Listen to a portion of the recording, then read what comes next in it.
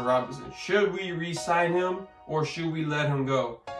Knowing Pat Riley's history of trying to improve his players, he might let him go.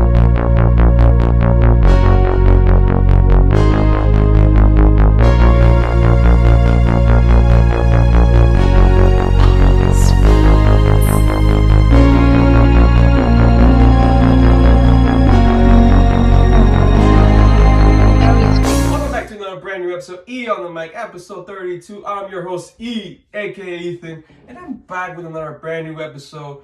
This episode, we're gonna talk about the Miami Heat, of their downfall of a sweep. Yes, my TikTok followers and anywhere else that you follow me, or you're just new and wondering you're a Heat fan. Yes, I am a Heat fan, and I did a video where I swept my floor, and we got swept, which I was saddened with.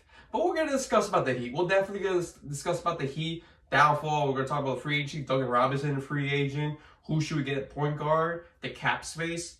But first, as always, I appreciate everyone that, before I really start, I appreciate everyone that has viewed me for the past year and a half now. It's been a great ride, and I love doing this so much. If you can support me, I'm going to start a Patreon page. Kind of support me, get behind the scenes type of look. If you guys want to support me there, will be great, and then definitely we'll have that up once this video is up on YouTube, as the day will come. But until then, let's start out with the Heat. So let's go back to before the series. Before the series, I was talking about the Heat. It's like the way they need to do was out rebound. They need better rebounds and turnovers. What happened in that series? A lot of miscommunication, turnovers, and getting out rebounded by Brook Lopez. And somehow Forbes, out of all people, was killing us with the three-pointers. Because you go back in game one, that was actually the best part of the series for the Heat and the Bucks. That was like the only good game that was really like back and forth. Nobody was letting up. And then, of course, it went to overtime with the Jimmy Butler one, which I was so happy. I was jumping up and down. People didn't believe I was jumping up and down. That was the only time you will ever see me jump up and down during that series. Because we were actually winning that, and no, it's not winning. We were winning that. Kind of was, but in OT, we got to OT, and I was like, okay, great. And then Chris Middleton just shuts me off, and just with the game winner, just making me flashbacks to the Toronto days when we still had Dwayne Wade, we still had Hassan Whiteside, that squad of 2016, man. Now, I'm still sad that we didn't get somewhere, far from there, but that's not the point. The point was that was a good game. We ended, they shot us out, and I was like, okay, we have a chance, maybe. I know we just lost game one. We should have got in the bag with that, but let's get to game two, goes. Game two, my goodness. What happened? It was already lights out after the first quarter. I wouldn't be surprised if any Heat fans are watching this right now, they would have shut their TVs off after the first quarter.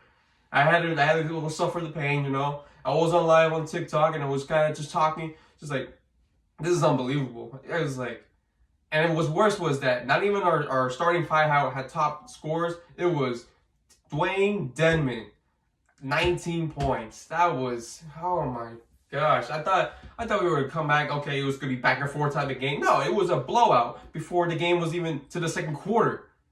And I'm like, oh my goodness. We kept going threes. They're breaking records, going 14 threes or 15 threes. I was like, what? Come on, man. Like, I was just here suffering. I was here like, man, if we were just shooting like how we were near the end of the regular season, how Duncan, Tyler, the Dragon was shooting against Boston Celtics, man, we could have at least kept this competition better than what I saw there. It was like, this is not the team I saw near the end of the season where we're like amping up. Okay, we're getting to the series. We can go to game 7. Not at all. And then game 3, same situation. It was already out of the ballpark, and we didn't have no luck. Game 4, on the other hand, though, we were in the lead. We kind of was in there. In the first half, we were there, and in the second half, you just gave up like it was game 2 and game 3, which was really disappointing for me. I really thought maybe we could have taken a game, because then we don't want to hear the Heat bubble guppies is what I mean. I swear to God, I'm gonna get bombarded with that until we win like another first round from that, because it's not great. I expected a lot much better from Bam Adebayo and Jimmy Butler more in the series, but I understand that you gotta give the kudos to the Bucks preventing that ever happening. Bam was only shooting midpoint shooters, which it was crazy. It's crazy enough that because normally, Bam, he attacks the paint more, but I think he was a little bit afraid of Brook Lopez, a little bit.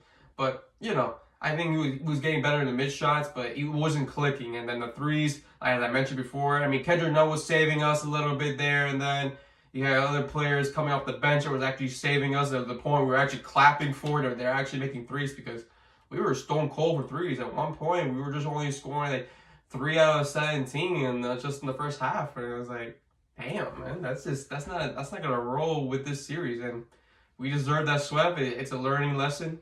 It's a learning lesson 4-0, which is not the greatest time to be a Heat right now.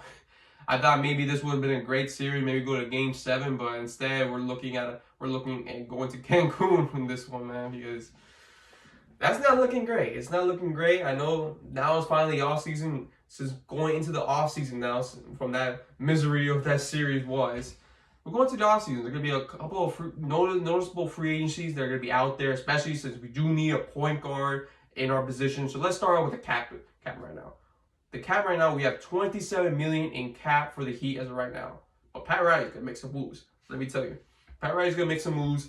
I know there's going to be noticeable free agents like Kawhi Leonard, Chris Paul, Mike Conley will be a nice one. But right now he is injured with a hamstring. Hopefully he'll be all right for the Utah Jazz the next series, whoever they play against Clippers or Mavericks. And then you got Kyle Lowry, who could still be with the Toronto still, but may go free agent.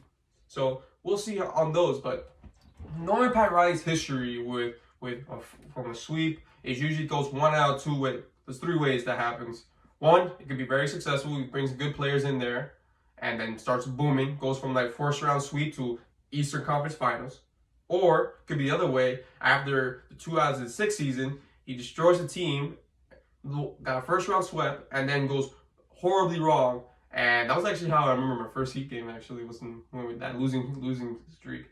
But could happen anyways. But I think Pat Riley knows the ideas, what he can bring out, especially if you know Pat Riley for about 26 years with the Heat. He's gonna get some type of big splash in free agency. So I can see him getting Kawhi Leonard. Will be a nice ad for us. Especially so we have Jimmy Butler, we have a Bam and a Bobby. So I don't think Kawhi Leonard is the number 1 guy. I think he's good as a number 2 guy or number 3 guy, on a team's roster. Which I know the series is not over yet for the Clippers. I understand that it's 3-2 right now. It might be 3-3 by the time this video comes up. So we'll see. But I think Kawhi Leonard will be a nice ad for us. Also looking at Mike Conley as well. I think especially since we do need point guard, because right now the point guard position as we are playing right now is Kendrick Nunn and the Dragon right now, aka Goran Dragic, if you didn't know who the Dragon was. Which Goran Dragic coming up to age, he's 36, gonna be 37 soon. And then you still Kendrick, he's still young, but I think we can improve there. Maybe inspire Kendrick Nunn. And I know people are probably saying, well, wasn't Kendrick Nunn like a candidate for Rookie of the Year? Yes, but I think we can get much better at the point guard position as a starter. He's great coming off the bench, but not as a starter for the Heat.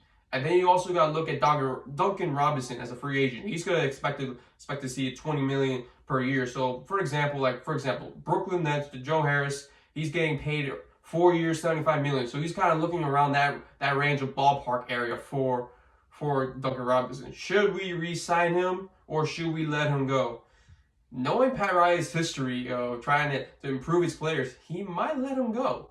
I feel like he's going to let him go. He might test the market out there. I think knowing Pat Riley's history, it's just, I don't know. Even though Duncan Robinson is phenomenal, he was the fastest player to get the 500 threes, which would be a nice. If we can still keep Duncan Robinson, that'd be great. But knowing Pat Riley's history, I feel like he's gonna let him walk the free agency.